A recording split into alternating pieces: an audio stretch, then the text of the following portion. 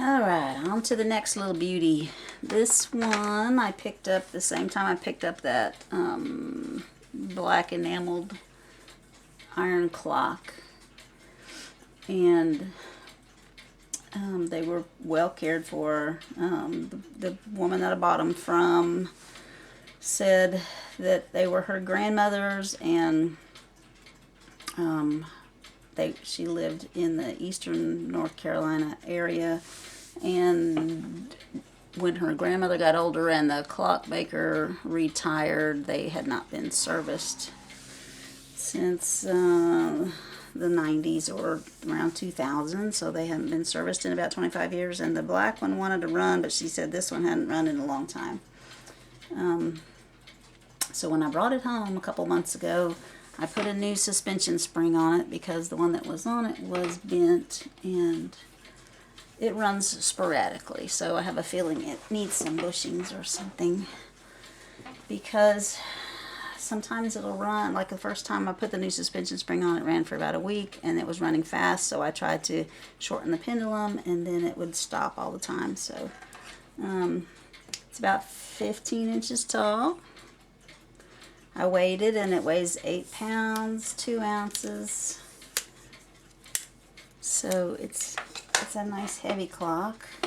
Porcelain on it's in good shape. It's not chipped anywhere that I can find. There's a lady by the fence and a bunch of flowers around, and a church in the background, and a little pond or lake with a boat. A little bit of fence right there, some mountains in the background. A little hint of a sun right there. More flowers.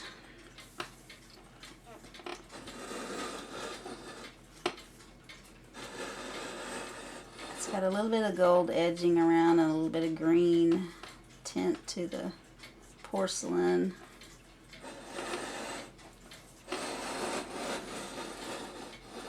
I haven't looked at the bottom of the clock yet. That looks like a crack. There's a line going down right there I hadn't noticed before. Yep, a little hairline crack right there. It's a bit dirty. Dust is falling off. So the face is in really good shape.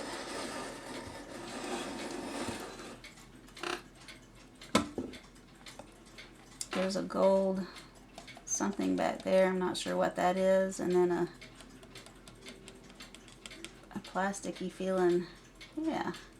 It's got the same kind of little plastic face that the last clock I worked on had. But this one isn't all separated. It's still got good ink all the way around. There's a little pin holding the hands. So we'll get those off in a minute. It's a little hard to close, to find the right spot that it wants to close at.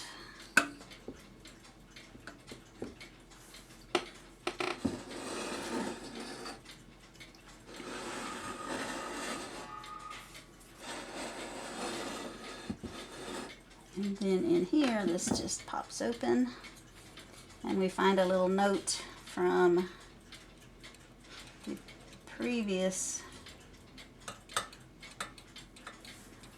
person that worked on it, and it says number 1, Porcelain, Hamburg American Clock Company, 1882 to 1926.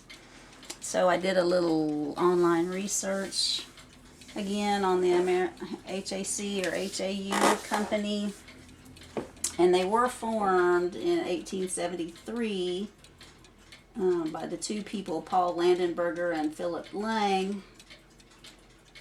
But it didn't become Hamburg Amerikanische Unfabrik until 1891. And then they didn't start to use the little crossed arrow symbol that's common for HAC clocks or HAU clocks until 1892. So this 1882 is already 10 years off. And then it says to 1926. Well, there's a way to kind of see that too, because in the 1920s, they started to put some date stamps on their movements, So when we get it out, we'll see if there's any numbers on there anywhere to be able to date it. Otherwise, that limits it more to 1892 to about 1920. So anyway, let's get the hands off and get it taken apart. Let's, I'll show you this first. The pendulum was down in it. The granddaughter didn't know about taking the pendulums off to move the clocks around, and so when she moved them, she didn't take them off, and it was like down in the bottom of the clock where it had fallen off, and that was what had kind of bent my suspension spring up a bunch. So there was actually a key down in it and a pendulum down in it that she didn't even know were down in there. This says 3.75, number 6, and India, so it's not the original key. The other one had the original key, which was really cool. But yeah, it wants to run off and on.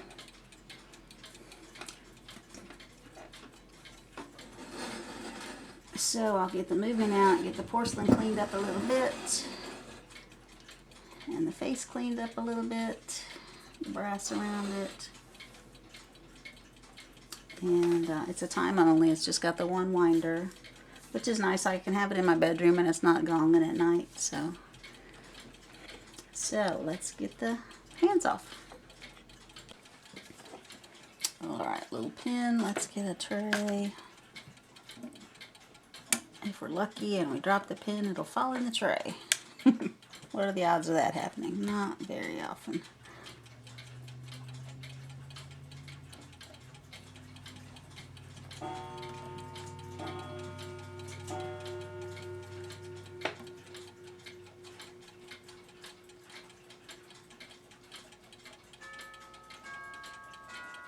Well,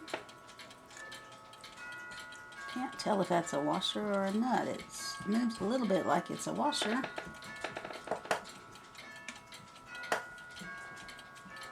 It does not want to come off of there. There it goes.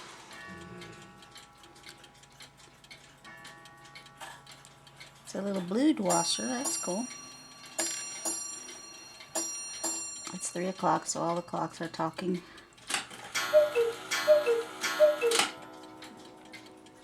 Round hole hand. A little rust on the back.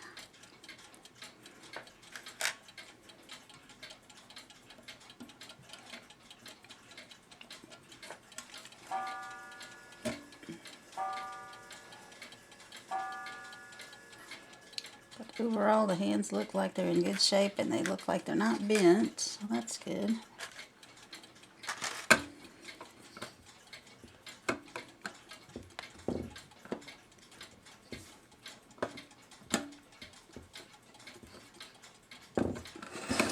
I'd really like to close this. There we go.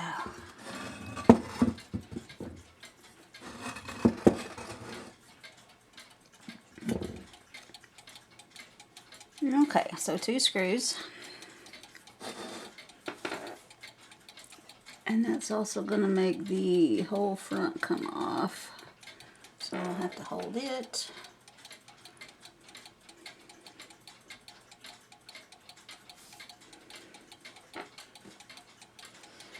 Well, let me grab the screwdriver.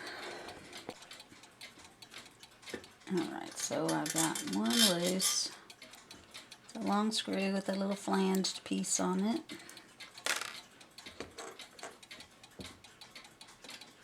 I need one more hand to hold the front and the back at the same time.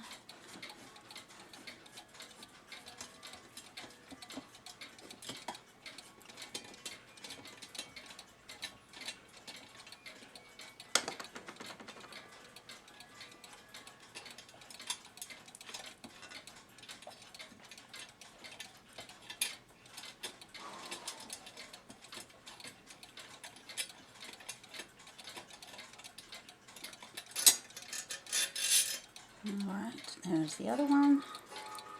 The screws are in nice shape.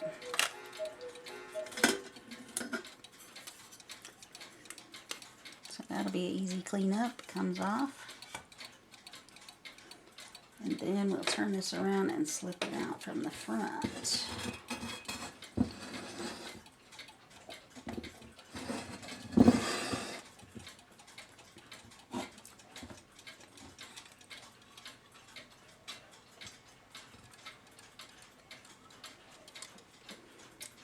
And there we are, all in one piece. I see a little solder holding the front piece on. There's not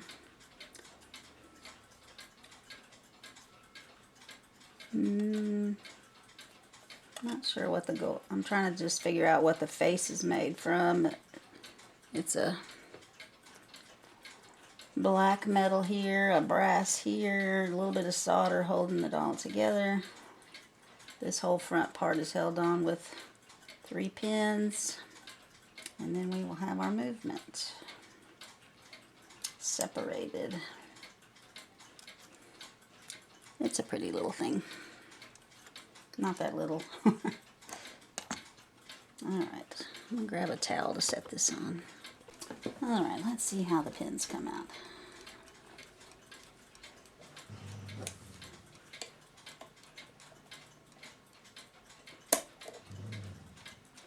Not bad.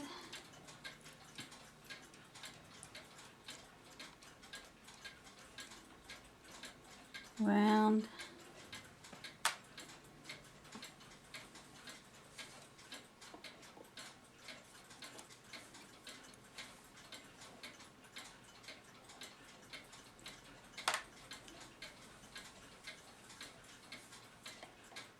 See a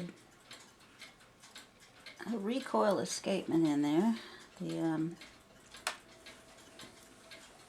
The pallets are not deadbeat. They're not even like so. They're one longer and one out like that. So that's a recoil escapement.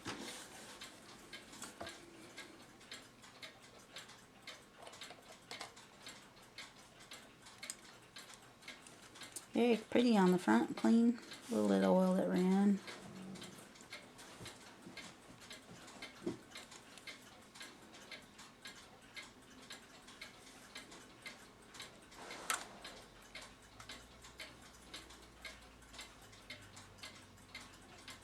Doesn't look like it was run very much since it was cleaned last.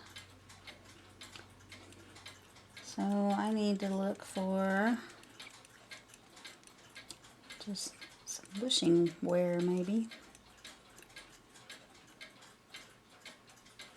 I do not see any numbers anywhere. I see some fingerprints. So we'll polish it up a little bit.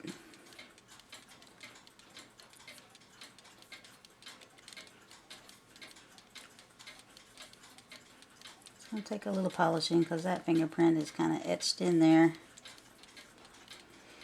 That's the little suspension spring I made.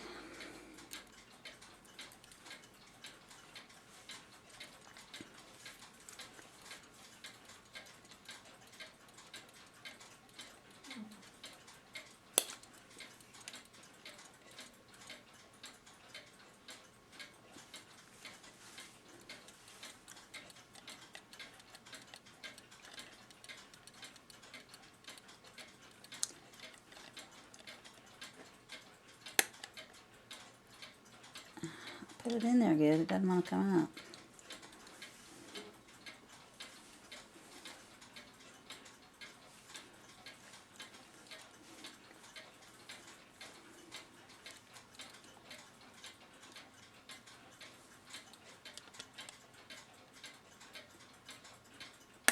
There it goes.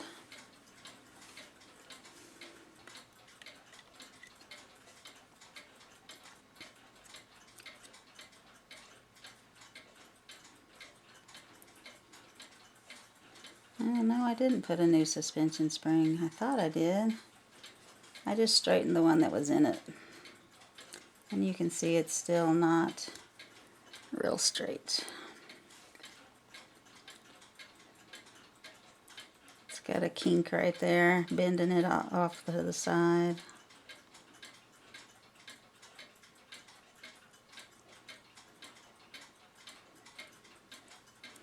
So we'll see if we can salvage that one.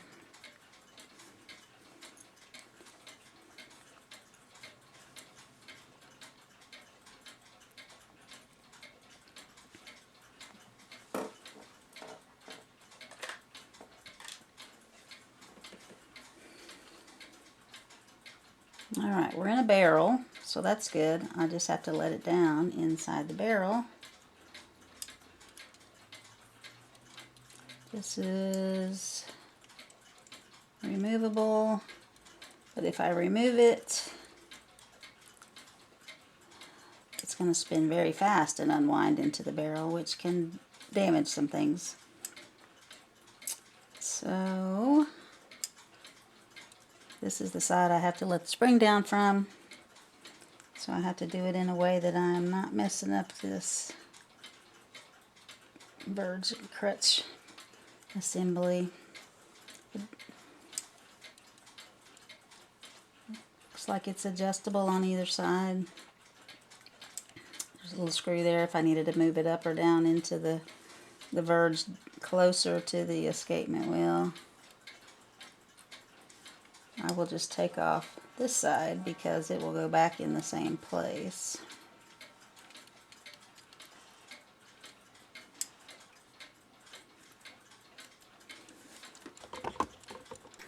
So I'm just going to use my homemade let down tool with the key that I've got.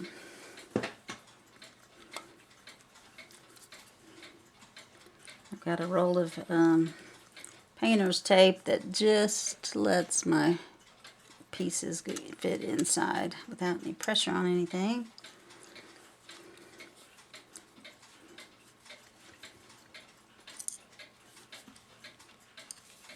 It'd help if I wound it the right direction.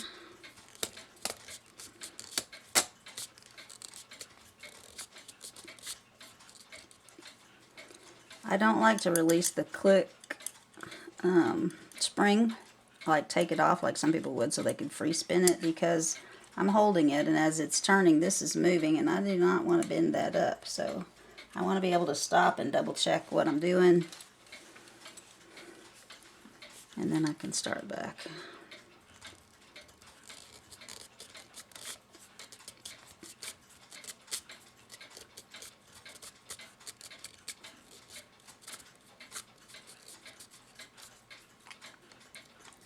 Alright, so the spring is down. So once the spring is down, I can check for pivot wear.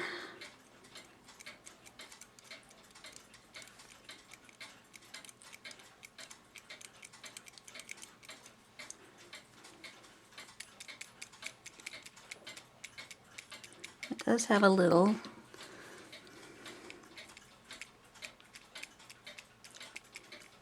Great wheel, second wheel, third is here, the center arbor, then there's a fourth under this escapement wheel, nope, another wheel, escapement wheel is up here. So I'm starting here, and it does have a little side to side.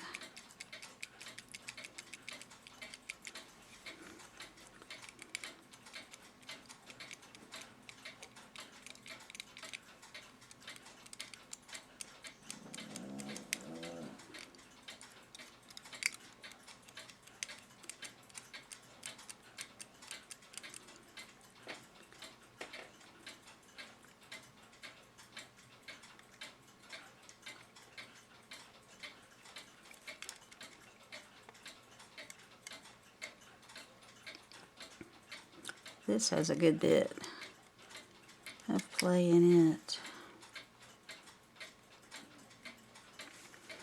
Alright, and then the other side. Second wheel right here. That would be the wheel I would expect to get the most wear, because it's the first one off of the spring. When the spring's wound tight, it's putting the most pressure on this wheel.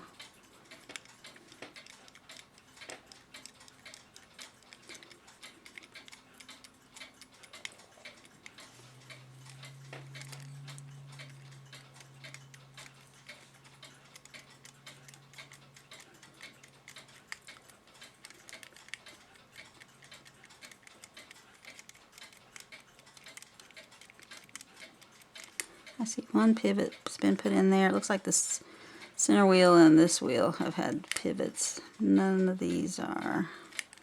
But this one looks like it probably needs one.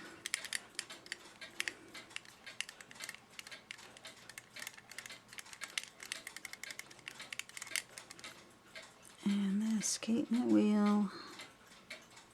It's so dirty I can't even tell. It's been bushed, it looks like.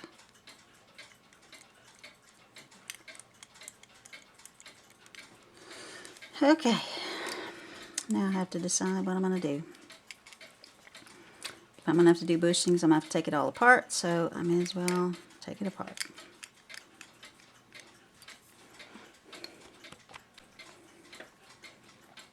So I'm going to start with the back side. Side you can see when you look in the back door.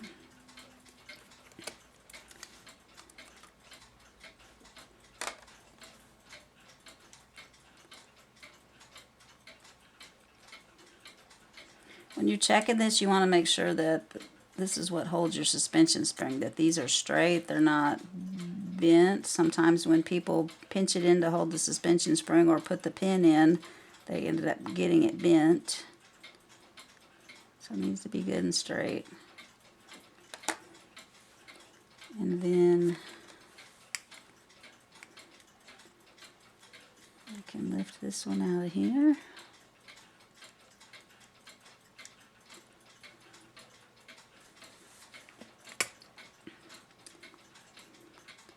Check my pallets. A little bit of wear there.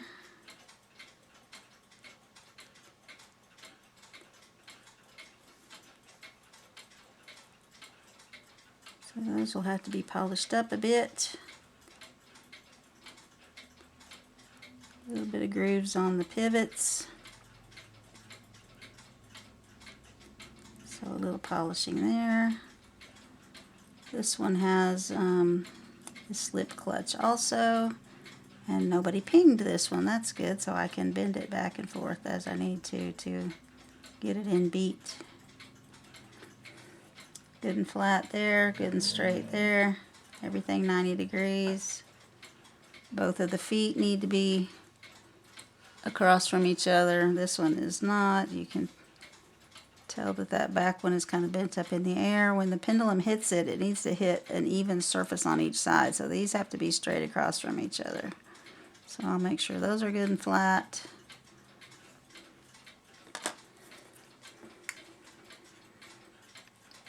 There's that little crossed arrow symbol right there.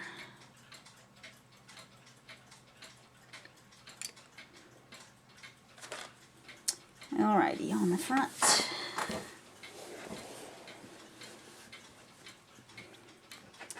We're going to take this little washer off.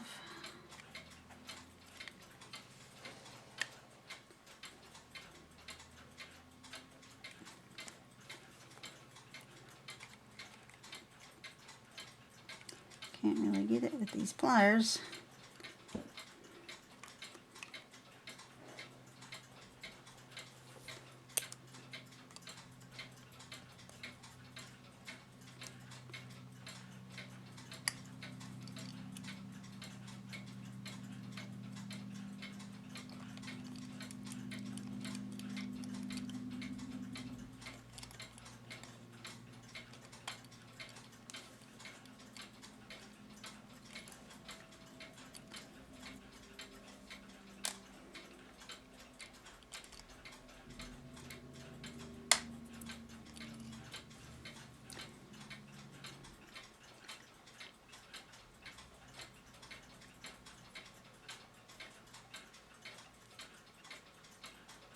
Looks good and smooth inside. Sometimes you can get some grooves on the inside of your hour pipe. So check those too when you're looking at it. And this is really strange because it's not round. You might be able to see it.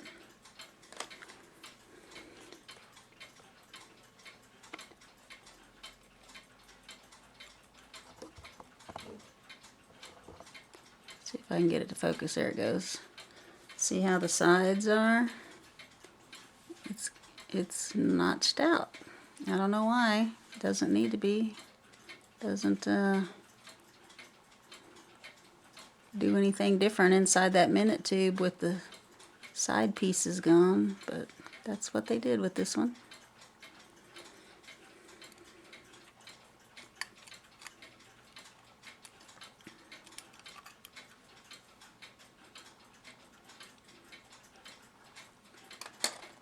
Alright, that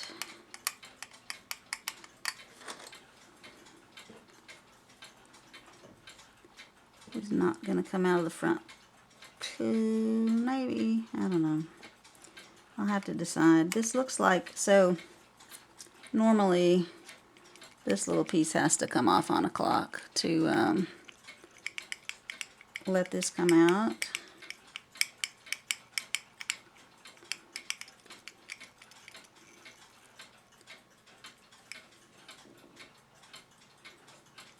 But normally it's just this bottom ring. This bottom ring is all attached to this.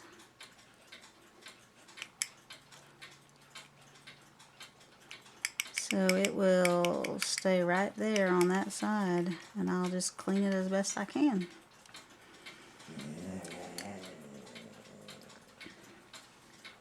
Alrighty, let me get a little wrench.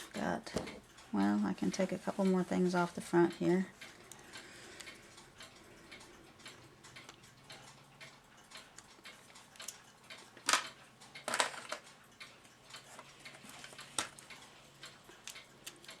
The click is riveted on, so it's not going to come off, but the little click spring can come off if I can find a screwdriver small enough.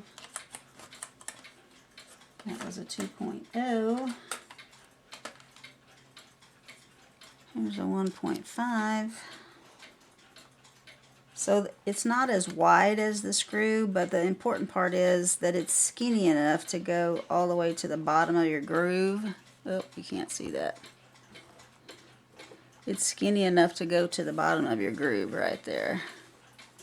So you can see it's narrower than the screw. And it'd be wonderful if I had a 1.5 that was wider, but I don't. So I'm going to get in the center and make sure I'm all the way at the bottom before I try to turn. And that way you don't scar up the top of your screws and make it where it won't, where it's stripping on you, where you can't do what you want to do. There's the cool little spring.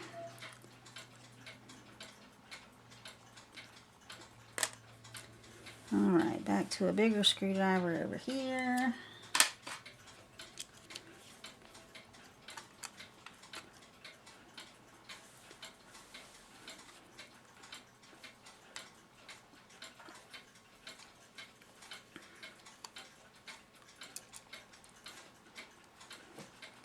And that one is machined with a little flange instead of a fillister head. It's a little pan head screw.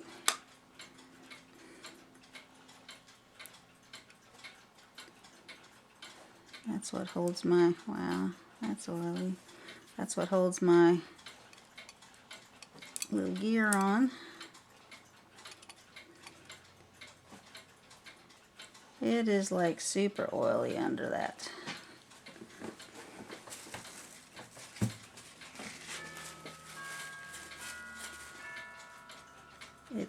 It's tacky too. It's been there a long time. So it's a good thing I'm taking it apart and cleaning.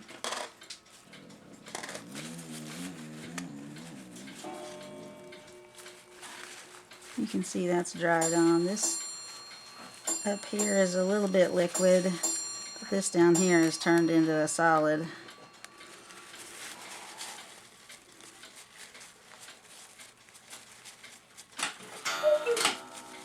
So we will get all that cleaned off. Alright, now I can get these nuts off. So with this dried on oil here, that tells me it's that thicker oil that's for mainsprings, and if it's that dried out here, it's that dried out on my mainspring, I bet you anything. But we'll see.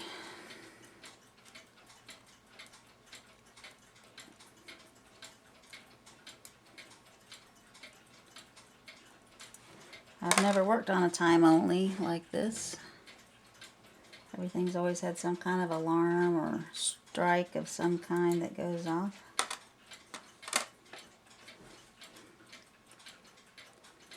Okay, so when I pull this out, I've already taken my pictures because it's going to, since I'm not taking this off of here, that third wheel is going to knock some things out of the way as I try to remove this plate.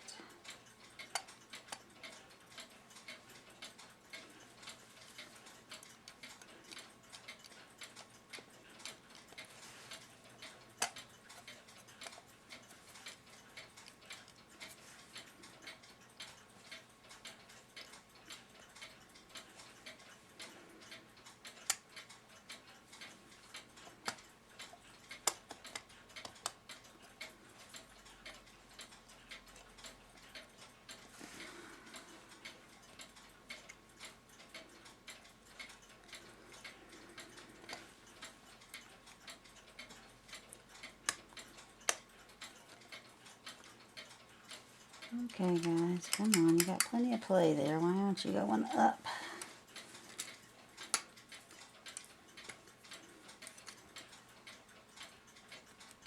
This side does not want to come up. Okay. So that's why you take pictures. This fell out over here.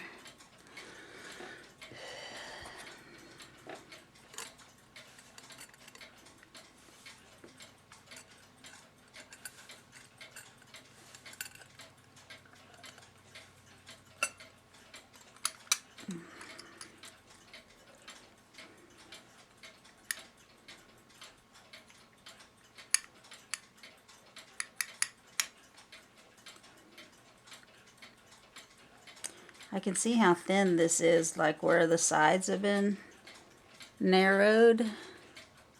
Maybe they've been narrowed for some tool to slide this off of there. I don't know. But anyway, in the very center, it's milled so thin, I can actually see this, the center shaft. It's because this is brass and that is steel. So I can see right in the middle, it's would probably break in half if I tried to pry it off of there, so I'm not going to pry it off of there. This this has an area right there that's smaller than that, so it's going to let me get around that center piece real good to get it clean, so it's going to stay on.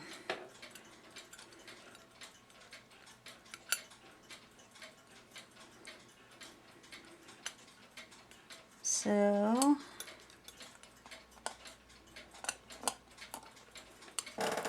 like so.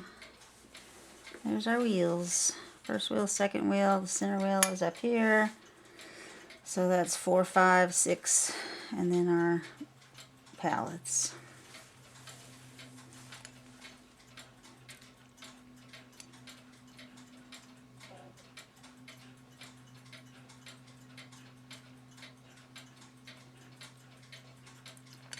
So I will get these all cleaned and then check once again for bushings that might need to be done, because it's hard to tell when it's oiled, when the clock is oiled, like a lot of times when you're moving your wheels to see how much slop it's got. It kind of moves the oil back and forth in the pivot hole, and then you don't really know how much the actual pivot is moving. You just see that the oil is kind of shifting. So I like to do it when it's clean and dry. Alright, there's our back plate, which would be our back plate. And there's our 2 bushings that were done. Oh, there's been more than 2. This has been bushed, this has been bushed, that one and that one. That one that I questioned is the only one that looks like that hasn't been bushed.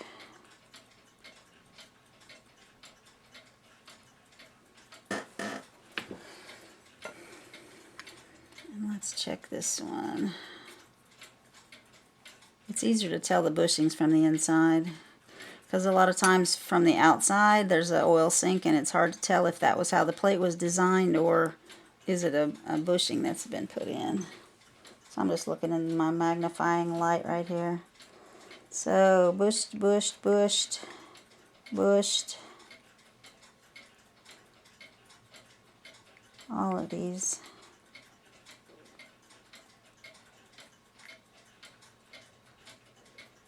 Look like they were, but the oil sink is on the inside. That's strange.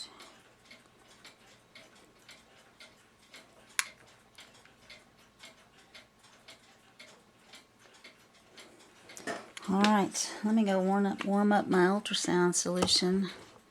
Then I got to get this guy open, which isn't usually too hard. Unless it's been crimped. See, it's starting to raise up a little bit already.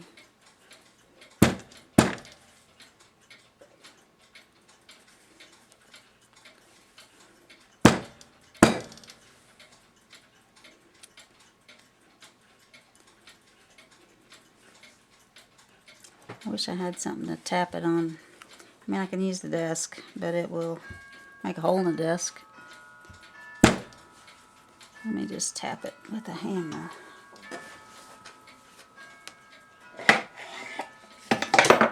There goes my other hammer.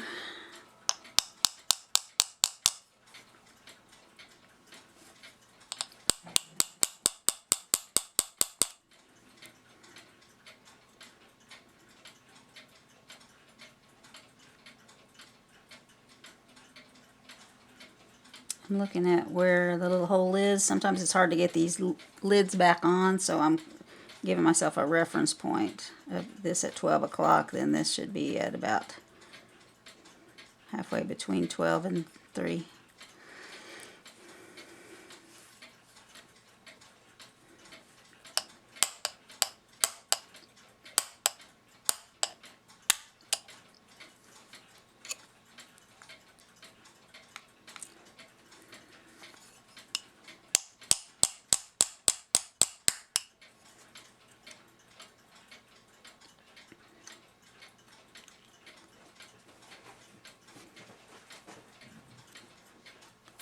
Not too dried up.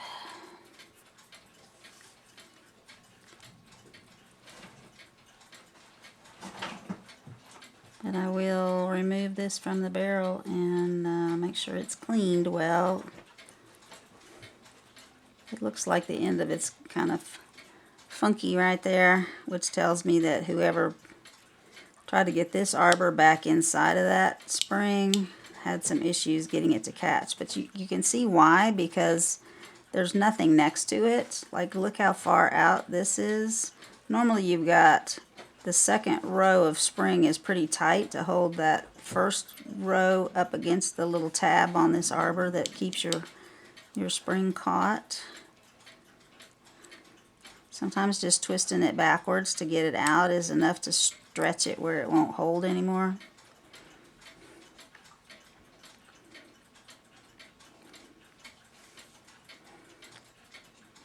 Alright, well, I'm going to slip this out of there.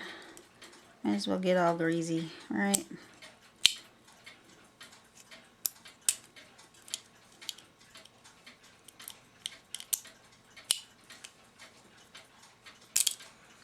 See, it's not holding enough to even pull the spring towards me. So, yep, we're going to have to tighten that up when we put it back together.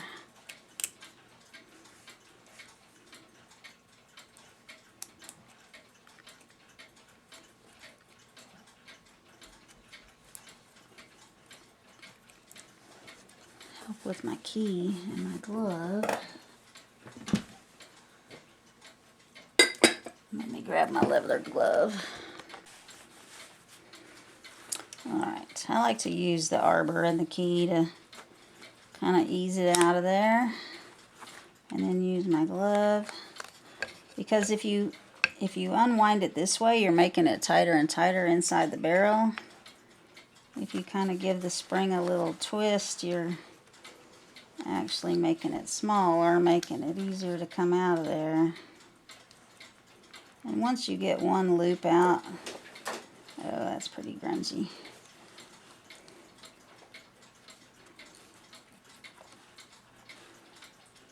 I've almost got one out. Once you get one out, you can ease it by hand a lot of times.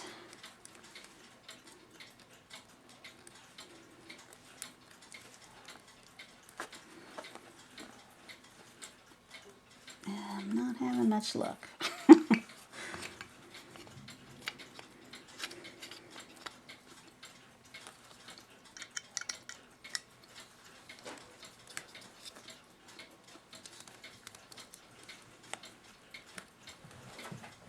There we go.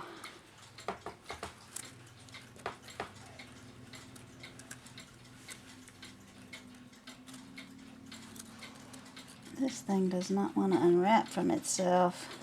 Normally you can get one layer of the spring off of the other layers, and then it comes out easily.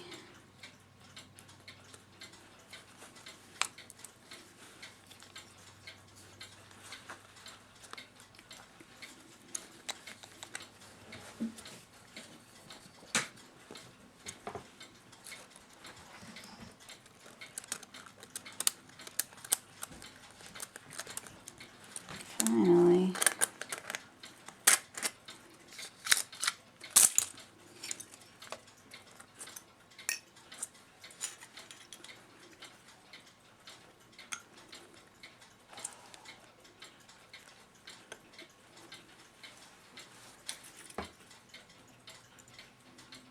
Looks like a number on there, but maybe not.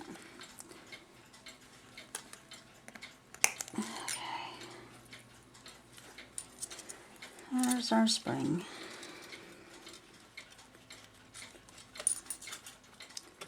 Definitely looks like it's been wound for a long time. It's not very huge. Here's the size of my barrel. Spring should be like the size of my hand to be 8-day. So we'll work on getting rid of some of that memory to get the spring action lasting better. Alright, off to clean. I was looking at my arbor before I went off to clean. It's very worn to one side. There's a flange on that side, not that way, but that way, that way. Every one of them has been rounded off. I was trying to smooth it up a little bit, get rid of that ridge. So here's the culprit. This is a number 6 key. You put it in there and you have play. So there's enough slippage, it's slowly winding the sharp, crisp edge that should be here over. So I'm going to have to do a bit of filing on that. But, so this is a number 6. This is a number 6. I've got a little key set so you can figure out what size key you need. So there's the number 6. Rocking around in there. Here's the number 5. No rocking at all. It fits perfectly. So it's got the wrong size key. I've got to get the right size key. Because you can double check. There's a 4. Definitely not going to go. 5 slips on nicely. And no wiggling at all. And here's what's been used for who knows how long. So, double check your winding arbors when you've got it all apart. I'm back.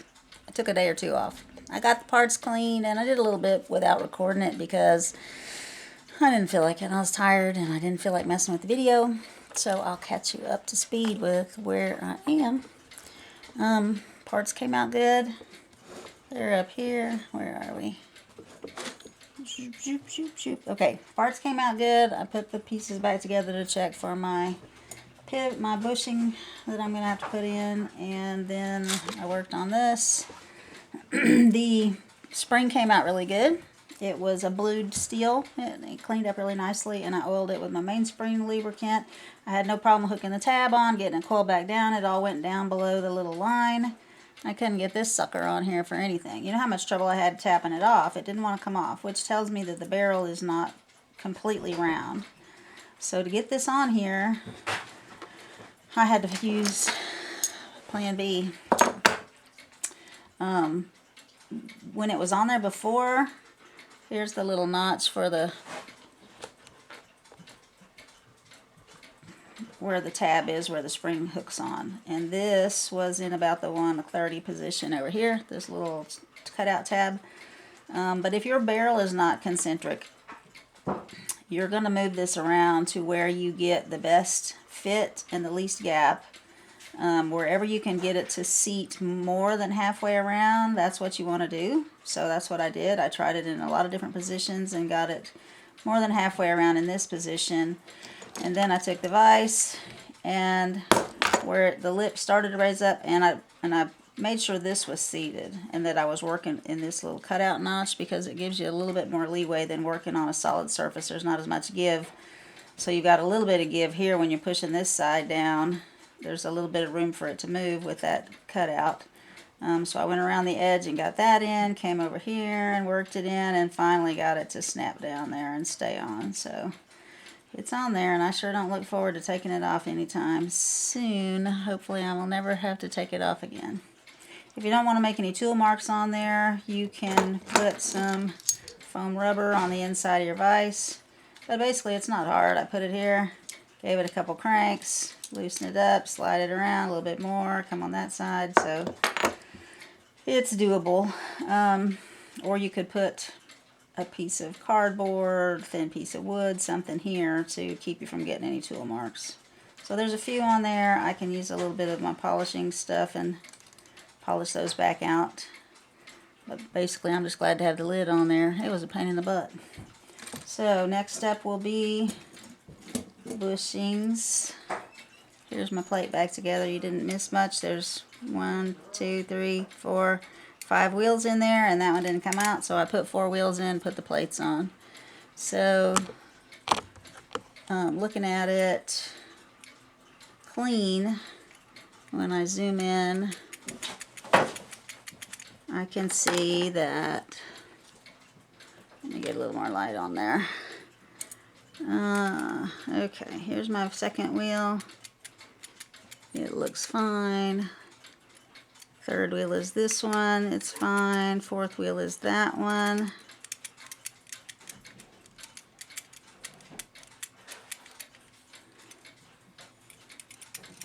And on up. So I've got a little movement. A little more slop than I want on that one right there. So, and the rest all have bushings, so I'm going to put some bushings on that one that needs it. So I'll meet you back after that. I put the movement back together. The one spot that I thought probably needed a bushing already had a bushing, and I was not willing to try to cut it out and fill in with one that I hoped wouldn't fall out or would work. So I put it together. I messed with it a lot to make sure that it wasn't didn't have slop and was running like it was supposed to. The clock did not want to stay running. That was the problem I had with it before I ever cleaned it. And so I started with first things first. I put a new suspension spring on it. It would run for about 5 minutes and stop. So it has been on this test stand for, let's see, we're about 9, 11, 12, we're about 7 hours shy of 2 days. At one point I was like the first 21 hours and ran no problem. Then it stopped. started it again, and it's run for another almost 24 hours, so we'll see. I got the porcelain cleaned up, was working on cleaning up the back and front parts, and just wanted to catch you up with this thing, what I did, how I got it to work for longer than 5 minutes. So pendulum spring, make sure your fork is level, that everything is parallel and perpendicular and square and everything like it's supposed to be, and then work your way back. So this is not a normal pallet system. This recoil escapement is set up right there. There's 25 teeth on that escapement wheel, and if you do by the 1/4 the span of most recoil pallets, it should cover about 6.5 teeth, and this covers about 4.5 teeth. So it's pretty particular about getting it in beat. And also, if you look real closely, the pallets have been worked on before I ever tried to smooth them off, and it's not straight. But I got it working for almost 2 days, and it's been a pain in the butt. So if it stops on me again, I'm going to take this off and try to, you can tell that the pallets, I got to talk with my hands, so I got to zoom back out. So here's your my arms don't bend that direction. Here's your recoil escapement, and it's kind of torqued like so. The pallet edge is not straight, but it may be straight with the one across from it. It's not necessarily straight with the escapement wheel. So my thought process is that whole recoil pallet system is a replacement, and someone put a pin and put a new one on there, and I feel like it was probably a deadbeat escapement before because of the span. But anyway, it's up and working. So in the meantime, I'm cleaning up other parts. So, and also adjusting this to get it keeping good time. I got it on a place on my stand where I can actually get the hands on there, and I can see if it's keeping the correct time or not. So it's a good time to do that out of the clock, because otherwise you got to take the pendulum out, make the adjustment, get the pendulum back on the thingy. And this used to swing around a lot. This one is a lot snugger in this little arm, the suspension spring, so at least I can hang it on there, but it's still kind of hard to get the little top of the thingy on the hooks. Anyway, it's easier to do it out here where you can see it. So I cleaned up this is the back cover. Came up pretty nice. I tried using some Mother's polish on it. Somebody else had used some type of cleaner on it and left it all in the creases, and so there was a lot of corrosion around. So I went ahead and went back with the ammonia solution to get all that down in there good and out of there. So it came out fairly nicely, and my hinge works real good now. It's nice and clean in there. And so then looking at the front part, I wanted to clean up these edges a little bit, and I didn't notice before there's some markings on here. Looking at it this way, I thought it was an 8 and a 1 and a backward F. It looked like they stamped it right here too. Looked like they stamped it here, but then they had to put a screw hole there, so they went up there and stamped it. But my husband was looking at it, and he's like, that's not an 8. So let me see if I can get the camera to focus. Focus, camera. It's not going to do it. I'm too close.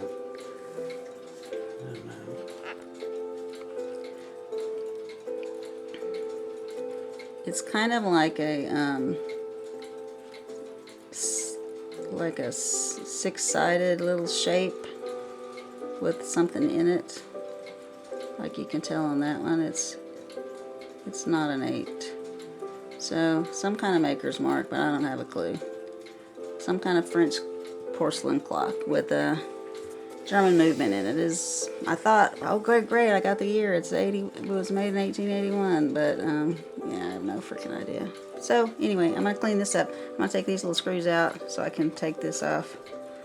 I think that this outside ring would actually unscrew and let me get to the glass, but I'm not worried about taking it off. It's on there pretty snug.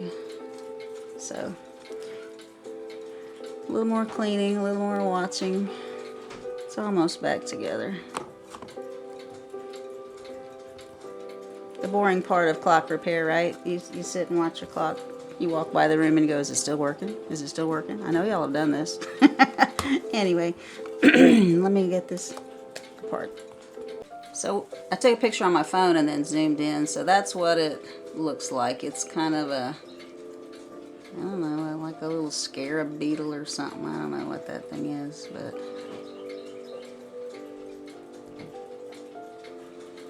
and there's the one that's under it. You can see it's definitely doesn't look like an 8. I don't know why the F's backwards.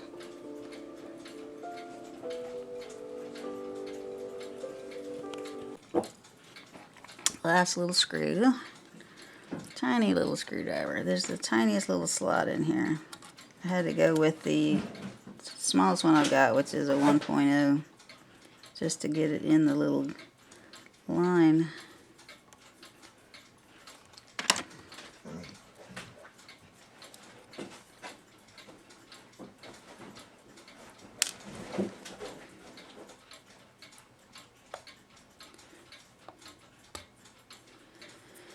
So there's my 2 arms.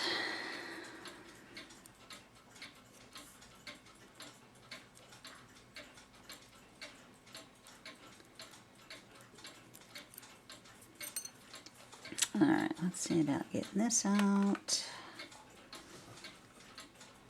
We are hinge side towards the 9 o'clock when we go to put this back in here.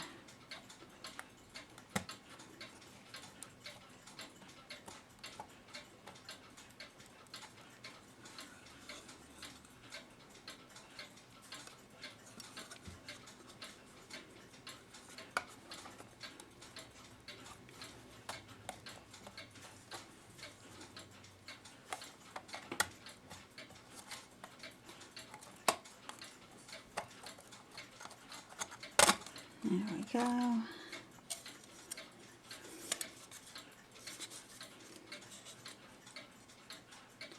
There's our little celluloid dial.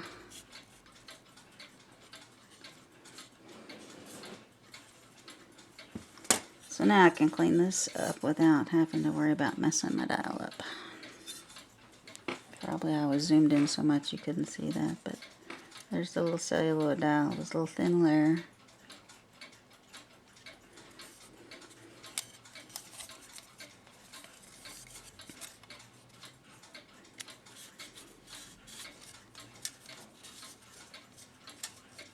Couple little bumps to hold it in place.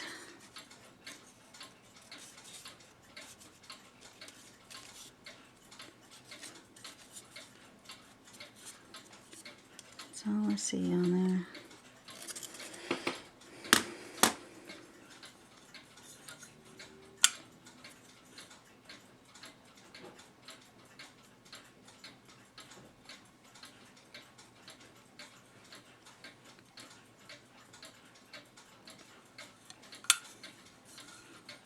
Oh well, I'll have to clean up. So the face and everything cleaned up nicely, and I thought I would put the face back on it so I could have it on my movement stand and make sure that the time was right, that I didn't need to adjust the pendulum speed any longer. There wasn't any good way to mount it in my stand. Wasn't going to let me do that, so I decided to put it back in the case. And of course it will not go into beat, of course not, because my desk is not level. It tilts a little bit to the right, and I had the back of the movement facing me the whole time, So now that I've turned it the other way, every adjustment I made is now off by the amount my desk is off, plus a half again. So I've tried adjusting the foot in the back. It runs for a couple minutes and quits, and so I think I'm going to take it all back out and take the movement back apart and troubleshoot a little bit more, and that's going to take me a while, so I will just add it to a second video. It did come out really nice. I love how it looks.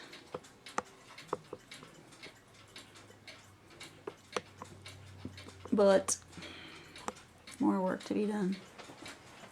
Thanks for watching. Leave me some comments. Let me know if you know anything about that weird mark that's on there, about whether I should try to put a different verge on there, because this is frustrating. Who has a 4.5 tooth span? That's ridiculous. It gives you such a tiny little swing of the pendulum. You need so much power from the spring to keep it going. It's just, you got a less than a millimeter of it being in beat and clearing the tooth on the lock side. Lift side's not a problem. To get more pendulum swing, you could have more bounce and have the lift side seat deeper. Anyway, yeah, we'll get into all that. Yeah. Leave me some comments, guys. Thanks for watching. Appreciate it. Well, I stumbled on the answer after I went to upload that video. I took the pendulum off and opened this and went to take the pin out, and I used pliers and just loosened it a tiny bit. And since the pendulum wasn't on, the crutch foot started going like crazy. It's got a lot louder tick, a lot better swing, and it's running like crazy. So one simple thing to check if your clock will not stay running is make sure you haven't shoved this pin in here so hard that there's too much of a bind on your minute arbor, because apparently that's what I had done. So good to know. I don't have to take it all back apart and start troubleshooting angles of my recoil pallets and all that good stuff, because that's a pain in the butt. And so I'm going to let it run for a bit and make sure it's going to stay running, but it's got a much louder tick. I used to have to really lean down to try to hear it. It's ticking louder, running stronger. So I have a feeling that this pin that's in here is not the right thing. It probably had a wire that had a little S-bend on it, and not a taper pin that slowly gets tighter as it goes in and puts too much pressure on the hand. So there's something to look for if your pendulum won't stay running on these old clocks. So thanks for watching. I'm glad it was something simple, and on to the next clock.